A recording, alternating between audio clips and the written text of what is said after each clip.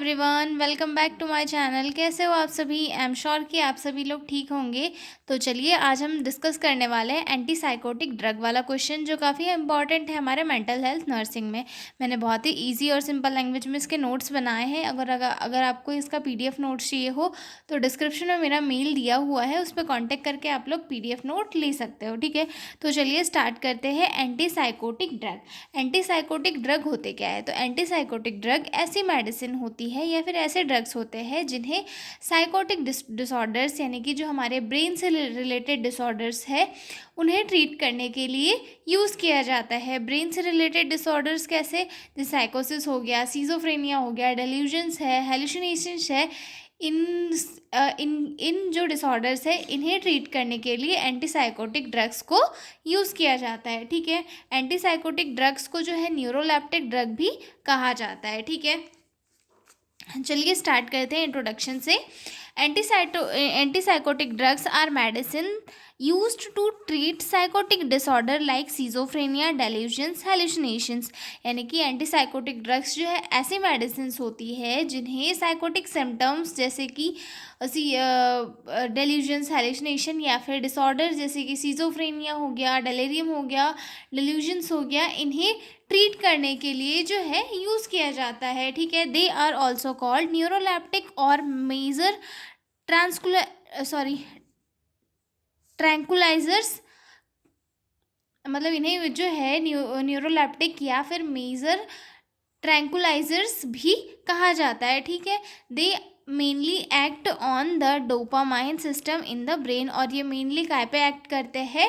Dopamine system पे। Dopamine क्या है? डोपामाइन एक न्यूरोट्रांसमीटर होता है हमारी बॉडी में, जो मैसेजेस को हमारी बॉडी में जो है एक जगह से दूसरी जगह पर भेजने का काम करता है। साथ ही हमारी ब्रेन की एक्टिविटी जैसे कि हैप्पीनेस हो गया, प्लेजर हो गया, इन्हें भी जो है कंट्रोल करके रखता है। मतलब जो डोपामाइन होता है इसे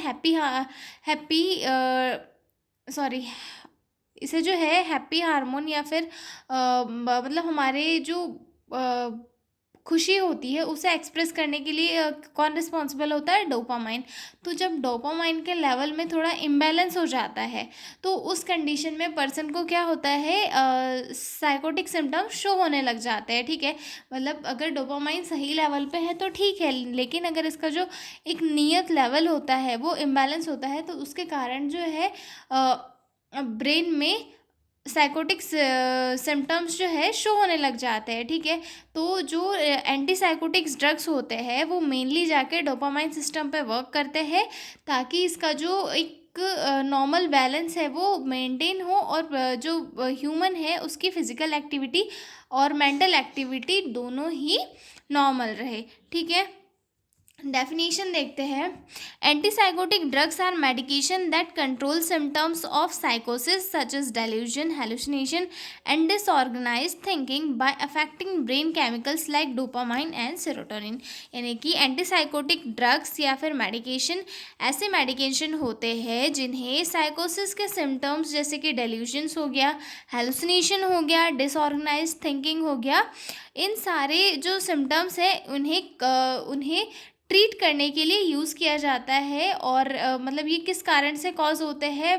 ब्रेन में जो केमिकल्स होते हैं, डोपामाइन हो गया, सेरोटोनिन, इनके इम्बैलेंस की वजह से कॉज होते हैं। तो तो जो डेफिनेशन क्या बनती है? एंटीसाइकोटिक ऐसे ड्रग्स होते हैं, ऐसी मेडिसिन होती है जो साइकोटिक्स के जो साइकोसिस है जिसके सिम्टम्स होते हैं, डेल्यूजन हो गया, हेलुसिनेशन हो गया या फिर डिसऑर्गेनाइज्ड थिंकिंग, इन्हें रिड्यूस करने के लिए यूज़ किया जाता है। ठीक है, और ये वर्क कैसे करते हैं? ब्रेन के जो केमिकल्स होते हैं, डोपामाइन हो गया, सेरोटोनिन हो गया, इनके ऊपर वर्क करते हैं एंटीसाइकोटिक ड्रग।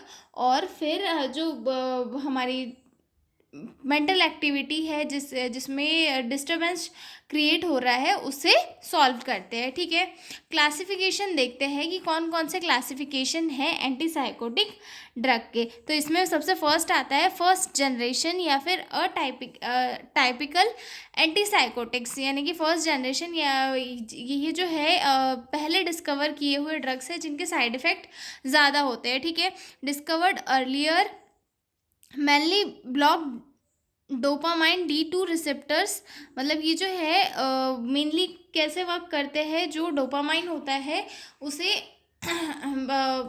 उसके जो रिसेप्टर्स होते हैं उन्हें ब्लॉक करके ये वर्क करते हैं, ठीक है। Effective for positive symptoms of schizophrenia, और ये किस चीज़ पे इफेक्टिव होते हैं? सीजोफ्रेनिया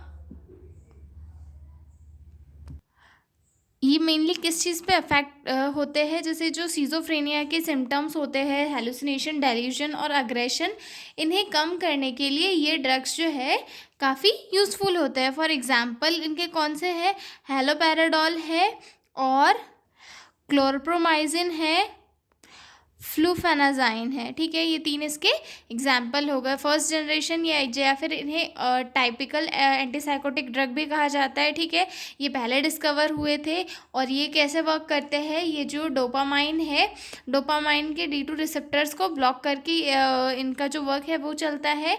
और ये इफेक्टिव किन पे होते हैं? पॉजिटिव सिम्टम्स ऑफ सिजोफ्रेनिया, जैसे कि हेलुसिनेशन, डेल्यूजन या फिर अग्रेशन, इनके ऊपर ये मेनली वर्क करते हैं, ठीक है। अब हम देखते हैं सेकंड जनरेशन वाले एंटीसाइकोटिक, जिन्हें हम अटाइपिकल एंटीसाइकोटिक्स भी कहते हैं, ठीक है। न्यूअर मेडिसिन, ये जो है नई मेडिसिन है जो बाद में डिस्कवर की गई, ठीक है। फर्स्ट जनरेशन वाली जो मेडिसिन है वो पहले ही डिस्कवर हो चुकी थी, ठीक है। Block both dopamine D2 and serotonin receptors, और ये जो ड्रग्स होते हैं ये डोपामाइन के रिसेप्टर्स को भी ब्लॉक करते हैं, साथ ही साथ सेरोटोनिन के रिसेप्टर्स को भी ब्लॉक करते हैं, ठीक है। और ये जो है पॉजिटिव और नेगेटिव सिम्टम्स दोनों के लिए इफ़ेक्टिव होते हैं, ठीक है फीवर साइड इफ़ेक्ट, और इनके जो साइड इफ़ेक्ट है वो भी काफ़ी कम देखने के लिए मिलते हैं, ठीक है। फॉर एग्जाम्पल के लिए इनके जो ड्रग्स है, इनके एग्जाम्पल कौन कौन से हैं? रेस्पेरिडॉन हो गया, ओलिंजापाइन हो गया, क्लोंजापाइन हो गया, क्यूटियापाइन हो गया। तो ये सारे जो है इसके एग्जाम्पल्स है, ठीक है। इंडिकेशंस देखते हैं कि कौन कौन से इंडिकेशन इसमें आते हैं, ठीक है। तो सबसे फर्स्ट आ गया इसमें सीजोफ्रेनिया, मतलब ये जो भी मतलब अगर साइकोटिक सिम्टम्स अगर किसी पेशेंट की बॉडी में शो हो रहे हैं तो उसका मतलब है कि जो है उसे एंटीसाइकोटिक्स ड्रग दिए जाने हैं। तो इसमें सबसे फर्स्ट हो गया सीजोफ्रेनिया, उसमें उसके बाद सेकंड इंडिकेशन हो गया एक्यूट साइकोसिस, जिसमें कि हेलुसिनेशन या फिर डेल्यूजन्स हो सकते हैं, ठीक है। बाइपोलर डिसऑर्डर जैसे कि मेनिया हो गया, मूड स्टेबलाइजेशन के लिए जो है पेशेंट को दिए जाते हैं, ठीक है। सीवियर एंजाइटी या फिर एजिटेशन है, उस कंडीशन में भी दिए जाते हैं, ठीक है। डेलीरियम में शॉर्ट टर्म कंट्रोल के लिए दिए जाते हैं, ठीक है। टर्टस सिंड्रोम उस कंडीशन में भी दिए जाते हैं, ठीक है। ऑटिज्म रिलेटेड इरिटेबिलिटी की कंडीशन में भी जो है एंटीसाइकोटिक ड्रग पेशेंट को दिए जाते हैं, ठीक है। मैकेनिज्म ऑफ एक्शन की बात करें तो सबसे फर्स्ट आते हैं अटाइपिकल एंटीसाइकोटिक्स।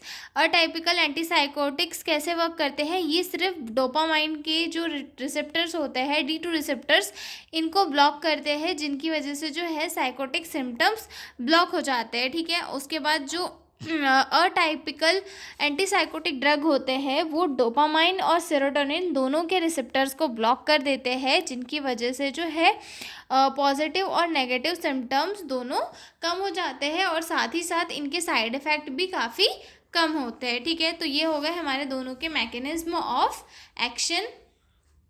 आगे देखते हैं साइड इफ़ेक्ट। सबसे पहले देखेंगे हम टाइपिकल एंटीसाइकोटिक्स, यानी कि जो फर्स्ट जनरेशन एंटीसाइकोटिक्स थे उनके हम पहले साइड इफ़ेक्ट देखेंगे, जिनके साइड इफ़ेक्ट ज़्यादा होते हैं, जैसे कि एक्स्ट्रा पैरामिडल सिम्टम्स EPS, यानी कि डिस्टोनिया, जिसमें मसल स्पैज्म होता है, ठीक है। उसके बाद एक्थीसिया, यानी कि रेस्टलेसनेस फील होती है, ठीक है। पार्किंसन डिसीज़, जिसमें ये ट्रेमर्स या फिर रिजिडिटी होती है, ठीक है। इनवॉलेंट्री मोमेंट्स ऑफ लिप्स, टंग और लेट इफेक्ट्स, ये सारे जो है इन्हें एक्स्ट्रा पैरामिडल सिम्टम्स कहा जाता है, EPS। तो ये जो है टाइपिकल एंटीसाइकोटिक ड्रग्स के साइड इफ़ेक्ट में पेशेंट में शो होते हैं, ठीक है। उसके बाद आता है सेडेशन देखने के लिए मिलता है, ठीक है। वेट गेन देखने के लिए मिलता है, हाइपोटेंशन हो सकता है, बीपी, उसके बाद ड्राई माउथ हो सकता है पेशेंट का, ठीक है, कॉन्स्टिपेशन हो सकता है, ठीक है।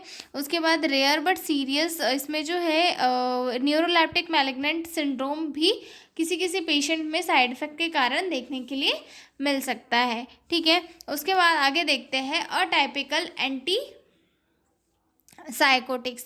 अटाइपिकल एंटी साइकोटिक्स क्या होते के क्या क्या साइड इफ़ेक्ट है, इसमें जो है काफ़ी कम ईपीएस देखने के लिए मिलता है, यानी कि एक्स्ट्रा पैरामिडल सिम्टम्स जो कि डिक्टोशिया, एक्टीसिया या फिर पार्किंसंस था, ये सारे किस चीज़ में आ रहा था, ईपीएस में एक्स्ट्रा पैरामिडल सिम्टम्स में इंक्लूड हो रहा था। तो ये जो है काफ़ी कम देखने के लिए मिलते हैं अटाइपिकल एंटीसाइकोटिक्स ड्रग के साइड इफ़ेक्ट में, ठीक है। इसमें वेट गेन, मेटाबॉलिक प्रॉब्लम जैसे कि डायबिटीज़ मेलाइटस, ये पेशेंट में देखने के लिए मिलता है, ठीक है। सेडेशन या फिर ऐसे ही कुछ बहुत कम साइड इफ़ेक्ट पेशेंट की बॉडी में हमें देखने के लिए मिलते हैं, ठीक है। अब क्या क्या नर्सिंग रिस्पॉन्सिबिलिटीज़ होती है एक नर्सेस की जब वो किसी पेशेंट के अंदर एंटीसाइकोटिक ड्रग को एडमिनिस्टर करती है, ठीक है।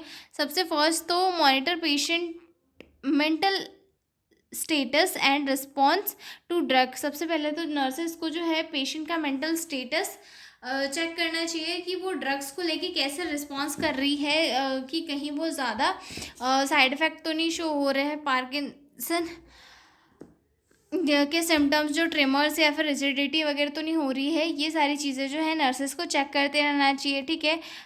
साइड इफ़ेक्ट ऑब्जर्व करना चाहिए, ठीक है। Educate patient and family about drug, जो ड्रग है, ड्रग के डोज वगैरह के बारे में नर्सेस को जो है पेशेंट और उसकी फैमिली को अच्छे से समझाना चाहिए, ताकि वो भी इनकी इम्पोर्टेंस और उनके डोज को अच्छे से समझ पाए, ठीक है। नर्सेस को फैमिली को ये समझाना है कि टेक मेडिसिन रेगुलरली, पेशेंट को जो मेडिसिन है वो स्किप नहीं करनी है, रेगुलरली देनी है। Do not stop suddenly, patient की जो मेडिसिन है वो सडनली स्टॉप नहीं करनी है, ठीक है। रिपोर्ट फीवर, रेजिडिटी और कन्फ्यूजन, मतलब अगर थोड़ी भी पेशेंट को फीवर वगैरह आ रहा है, रिजिडिटी हो रही है या फिर कन्फ्यूज़ हो रहा है पेशेंट, तो उस कंडीशन में जल्दी से रिपोर्ट करना है, ठीक है। Encourage healthy diet and exercise to prevent weight gain. Healthy diet और एक्सरसाइज के लिए पेशेंट को इनकरेज करना है, ताकि पेशेंट का जो वेट है वो गेन हो, मतलब अगर वेट लॉस हो गया है तो उस कंडीशन में जो है पेशेंट को वेट गेन करने के लिए इनकरेज करना है, ठीक है। Check W B C count regularly for patient on clozapine. अगर पेशेंट को क्लोंजापाइन चल रहा है तो उस कंडीशन में जो डब्ल्यूबीसी काउंट है वो कम हो सकता है, तो उसे जो है हमेशा चेक करते रहना चाहिए, ठीक है। प्रोवाइड इमोशनल सपोर्ट, पेशेंट को जो है इमोशनल सपोर्ट जो है हमें प्रोवाइड करना है, ठीक है। तो ये नर्सिंग रिस्पॉन्सिबिलिटी थी जब कोई नर्सेस पेशेंट में एंटीसाइकोटिक ड्रग्स एडमिनिस्टर करती है तब, ठीक है। तो अब हम मिलेंगे अगले वीडियो में एक नए क्वेश्चन के साथ। अगला क्वेश्चन हमारा होने वाला है नेशनल मेंटल हेल्थ प्रोग्राम। तो मिलता है अगले वीडियो में। पीडीएफ नोट्स चाहिए हो तो डिस्क्रिप्शन में मेरा मेल दिया हुआ है, उस पर कांटेक्ट करके आप लोग पीडीएफ नोट्स ले सकते हो। तो मिलते हैं अगले वीडियो में, तब तक के लिए बाय बाय।